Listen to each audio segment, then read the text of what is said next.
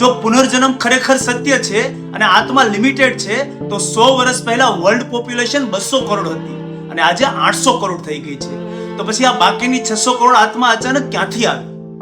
શું આપણે બધા નવા ડિજિટલ સોફ્ટવેર છીએ કે પછી ભગવાનની કોસ્મિક ગેમ્સ કંઈક અલગ જ છે?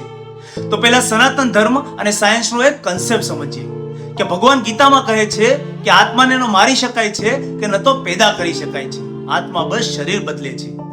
ઠીક આ જ વાત ફિઝિક્સમાં law of conservation of energy કહે છે કે energy can neither be created not destroyed, it only changes form.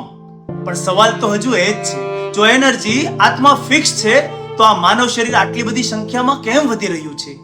આનો પહેલો જવાબ છુપાયેલો છે અર્થ ઓન બાયોડાયવર્સિટીમાં.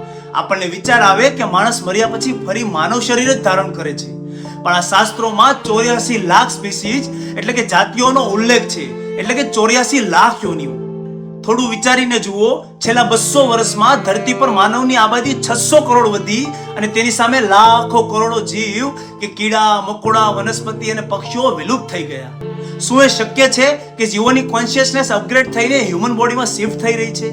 એટલે કે આજની ભીડમાં એક મોટો હિસ્સો એનો છે જે ફર્સ્ટ ટાઈમ જ હ્યુમન માઇન્ડનો એક્સપિરિયન્સ કરી રહ્યા છે.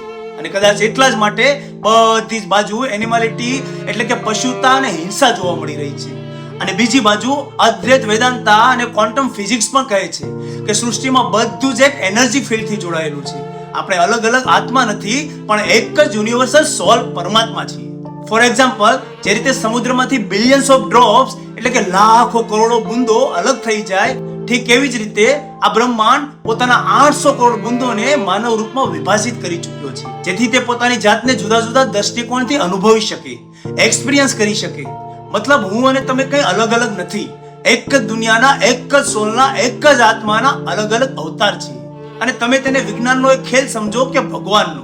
એક વાત સ્પષ્ટ છે, આપણે અહીં એકવાર કે ફરીવાર નથી આવ્યા. તો તમારી પોતાની જાતને જ પૂછો, શું તમારી અંદર એક અપગ્રેડ માનવનો દિમાગ છે કે પછી તમારું બિહેવિયર આજે પણ એ જ જંગલના કીડા મકોડા જેવું છે? આ 600 કરોડ નવા લોકો ક્યાંથી આવ્યા? સ્પીશીસ શિફ્ટ કે પછી યુનિવર્સલ સોલ એટલે કે પ્રજાતિ પરિવર્તનથી કે પછી સાર્વત્રિક આત્માથી? તમારો ઓપિનિયન કોમેન્ટમાં લખજો અને ડીપ થિંકિંગ વાળા લોકોને આ વિડીયો જરૂરથી શેર કરજો અને ફોલો જરૂરથી કરજો.